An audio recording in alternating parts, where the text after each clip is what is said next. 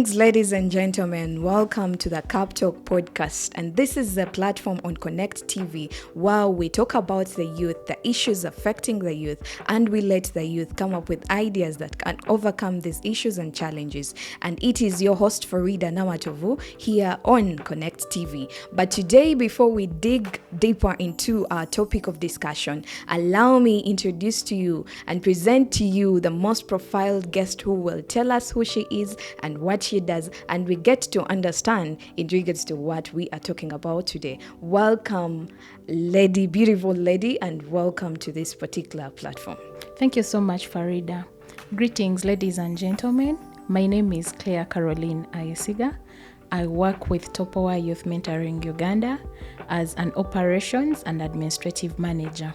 Thank you so much for having me here today. Wow, operations and administrative manager. That sounds like a very huge role. How do you find it? It's good. And I think it's the best way because we are relating to today's topic, because we've seen people succeed. We've seen people successful in different ventures of life, in different avenues of life. So our topic today is about how or what skills can someone attain to be successful in life. So this is where I will ask and pose a question. What do you think someone could define or elaborate more when they mention of a word success? Okay. Success, I feel like what I understand by the word success is someone getting from one milestone to another, however big or small it is. Awesome. To me, that is success. Thank you so much. So it's from achieving one step to another step until you climb the ladder higher and higher. That's amazing. So we've looked at people that have been successful in life, but we have us. I would give an example. Us who are still venturing into higher ladders in relation to career and in relation to real life experiences. So how best would you look at advising someone, or perhaps narrating skills that are related to one becoming successful in life? Okay. For me, the skills that I feel someone needs to be successful in life, one is time management. Exactly. If you really need to be successful in life, you really need to manage time. Every single second you lose out, you've lost it. You're not going to get it back. I understand. Yeah, you really need to be resilient in life. Like, you should be a go-getter in each and everything that you do. Like, every opportunity you seek, just engulf it, grab it so fast like you own it. Exactly. However big or small it is. Yes. And then I would also think somebody needs to be very adaptable.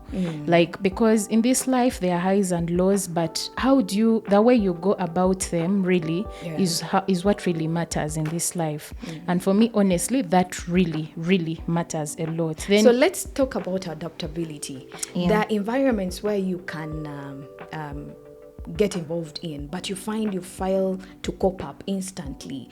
Does it have to be like, once I try, I should let go, or you should keep on? Because there are some people who try in different environments and you find he or she cannot adapt to that specific environment. How do they cope up with that, and how do they put it up to see that at the end of the day, I'm flexible with where I am and I can achieve the very best? Honestly, sometimes it doesn't have to be as easy as you think, because really, if, for instance, like for me, when I joined, that time I joined Topowa, as that time I joined, I honestly didn't know anyone there, but there's a way but the way you relate with people, the way you talk with people, and I was so lucky that when I joined, I actually found everyone very welcoming, very friendly. There's no single time I needed to get something from someone, and someone was very hesitant at helping me in whichever way I needed. So honestly, whatever the circumstances, just hang in there. Exactly. It's never easy. There are rainy days, there are sunny days. It's never as easy as you think. Talk about it. Nothing. Some days are rough, some days are cool, but just hang in there. Okay, you've talked about some days being rough, some days being cool, because this is one of the hindrances when it comes to you being successful. Because at one point, there's when days are totally off.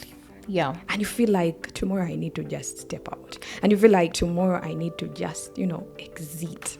So how would you really advise someone who gets to that extent and they feel like, I'm so pressed, I can't stand the pressure, but the only thing I need to do is walk away?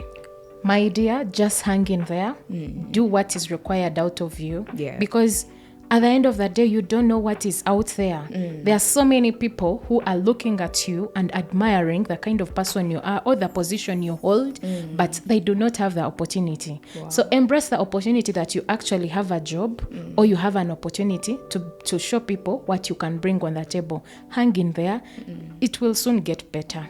Well, hanging in there is the only way to go, like our guest told us. Then there is this particular time whereby we've seen successful people start from zero to hero. And we've seen them start from grass to grace. So we've had a tendency of people looking at these people who have been successful in life and they be like, that person had money from the word go.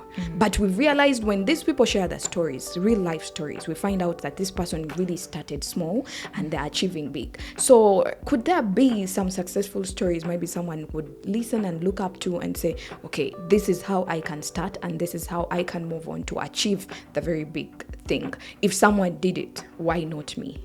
Yeah, honestly, for me, I would actually talk about me and where I have grown up from, the people that have helped me grow to get where I am. Wow.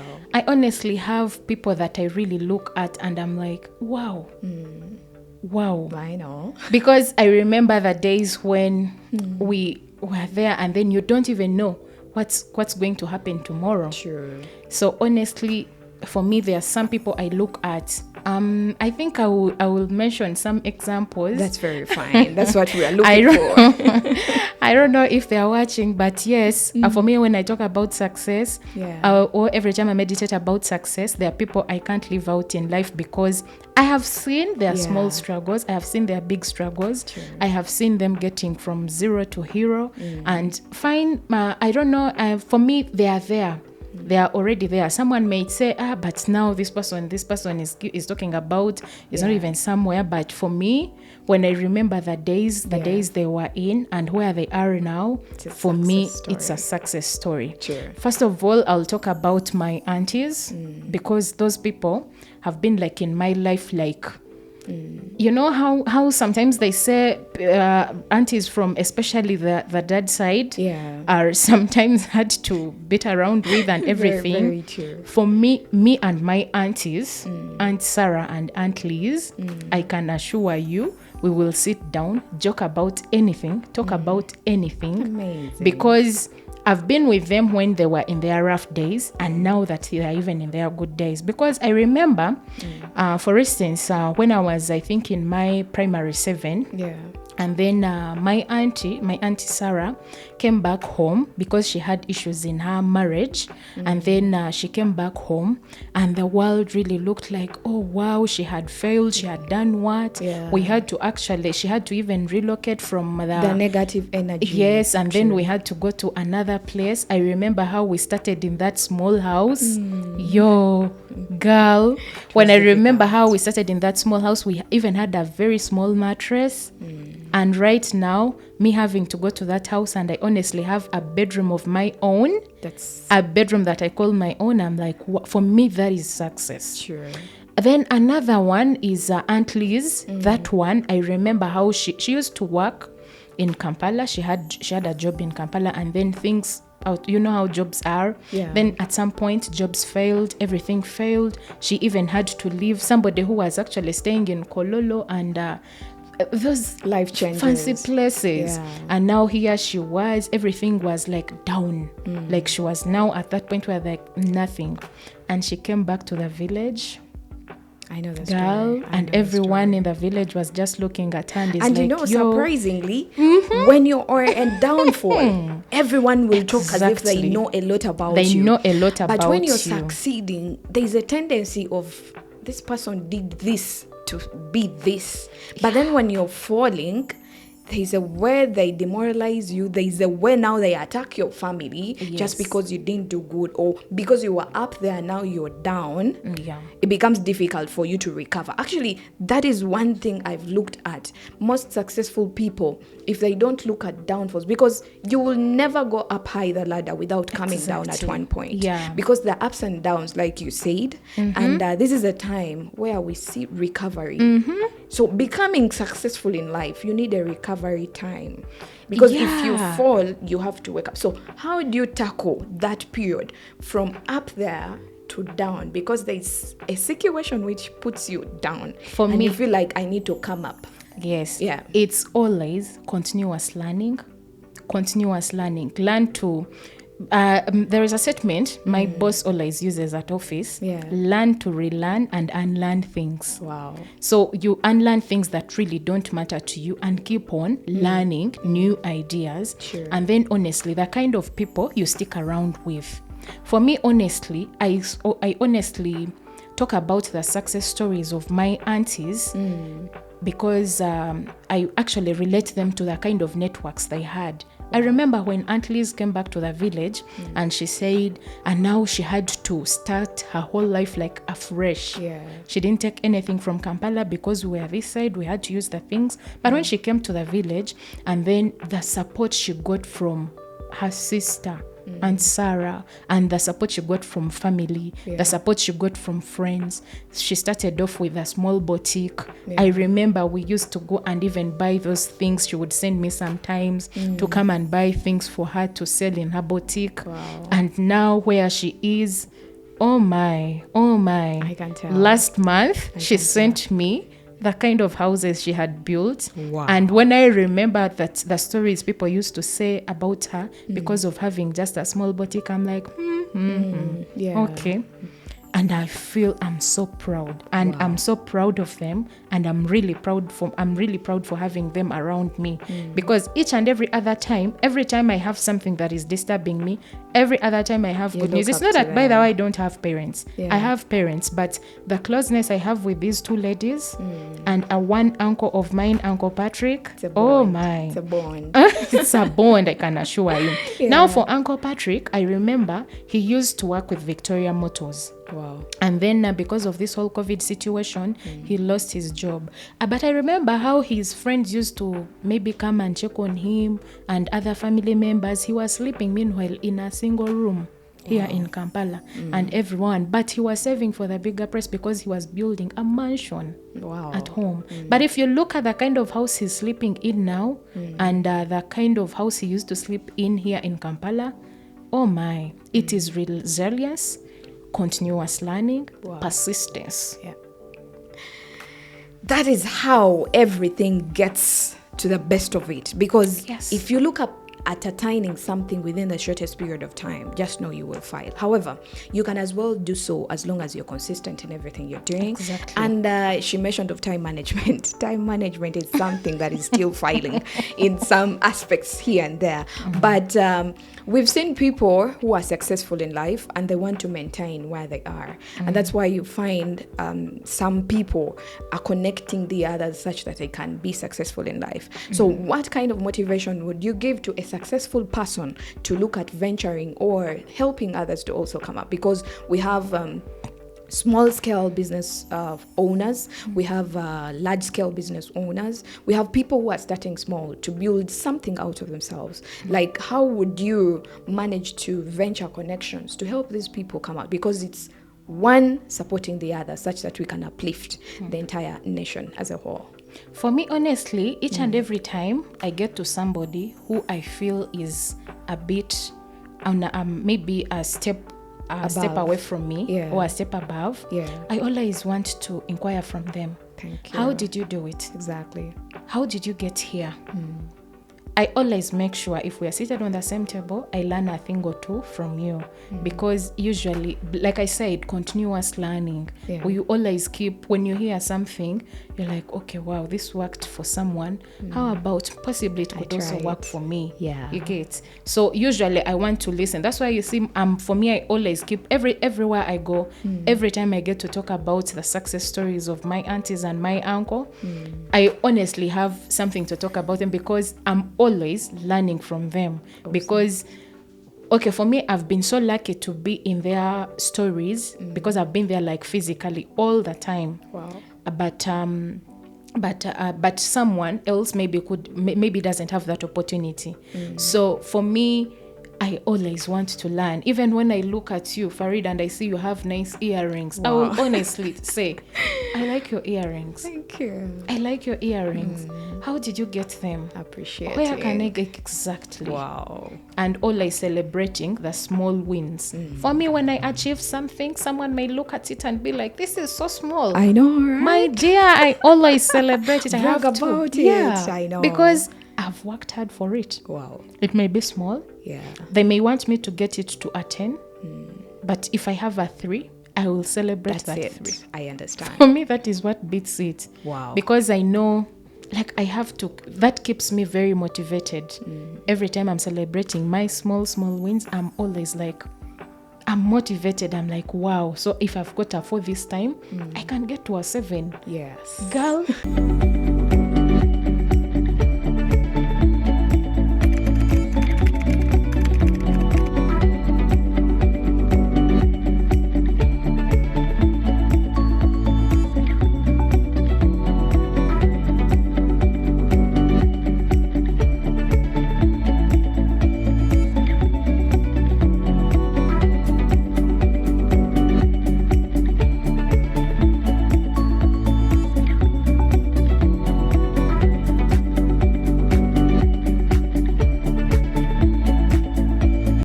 Has been said, you have to start small and achieve big. And this has been your Cup Talk.